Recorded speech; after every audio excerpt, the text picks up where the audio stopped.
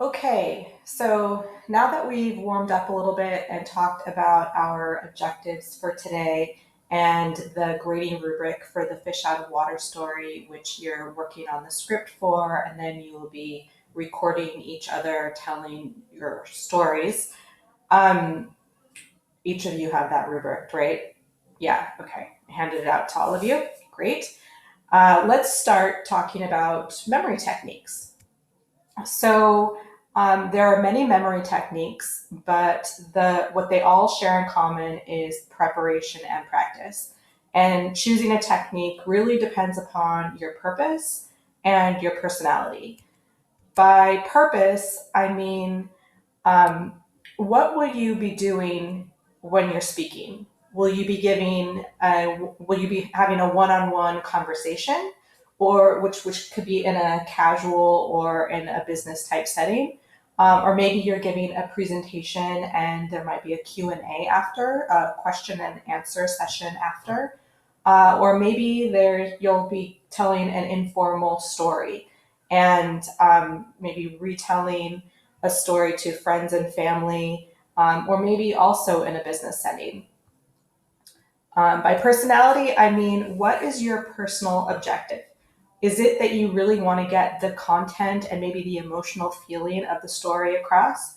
Or are you interested in using near flawless grammar and use of vocabulary? Likely the sweet spot is somewhere in the middle of those two, but it really depends upon the circumstances. The bottom line is to choose a technique that works for you. So, for example, our assignment that we're working on right now is our fish out of water stories. And you'll be talking for 6 to 10 minutes. And as we talked about, you can use notes. Your personal objective might be that you really want to get the emotional impact of the story across. You want to hook the listener at the very beginning and keep them engaged all the way through. Or maybe because this is an ESL class, you really want to focus on getting your grammar and your vocabulary perfect. Both of those are totally valid. And there's also the option of finding that middle ground between the two. As a side note, if you're interested in the craft of storytelling, I really want to recommend the Moth Story Hour, which is a podcast, and most of the podcast episodes run between 25 and 35 minutes or so.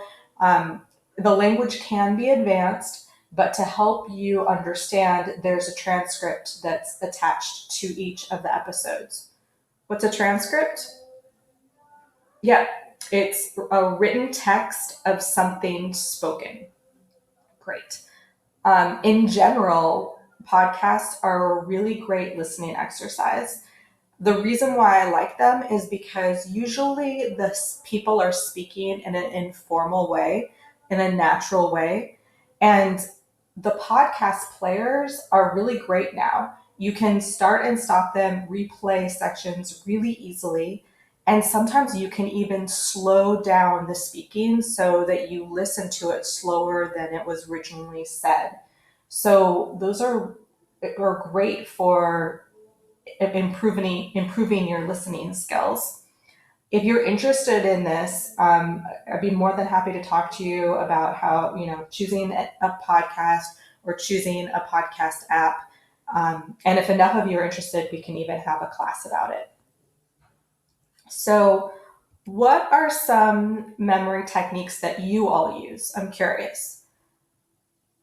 Flashcards, okay, that's a really good one.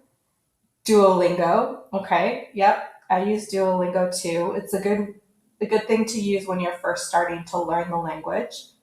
What else? Ah, connecting a word with an image. That's a really good one. We're going to talk more about that later. Thank you. Thank you, Joaquin. Um, what do you use when you are preparing to speak? Memorizing. Yeah, memorizing is a classic one. Does everybody know what memorize means? Right. It means committing something to memory. It can also mean Another way of saying that is knowing something by heart, learning something by heart. And by heart is an English idiom. It means you know it so well that it lives in your heart. That's the idea. Who else memorizes presentations? Yeah, a lot of you do. And um, for the people that don't, what do you do? Okay, so you like write out what you're saying and then maybe practice it in front of somebody else. Okay, great. And for those of you that don't memorize, why is that? Yeah, it makes you more nervous. Absolutely. It can definitely make me more nervous because if you get tripped up on one word, it can throw off the whole presentation. Absolutely.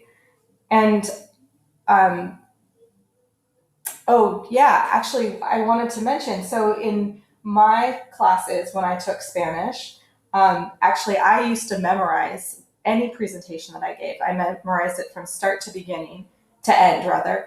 But my husband wouldn't. So he got used to writing out what he was going to say and then practicing some key phrases so that he really knew what those words were, if there was any tricky vocabulary, and then practicing it in front of me and the cats. And he liked that. That kind of became his thing. Who got better grades? Good question. Yeah, he actually got better grades for the speaking portions. I can tell you that. So the bottom line here is that when it comes to these memory techniques, they all involve preparation and practice. So now let's talk about some more that we haven't covered yet. And I'd like to challenge you to use at least one of these techniques when you're preparing for your fish out of water stories. Okay, great.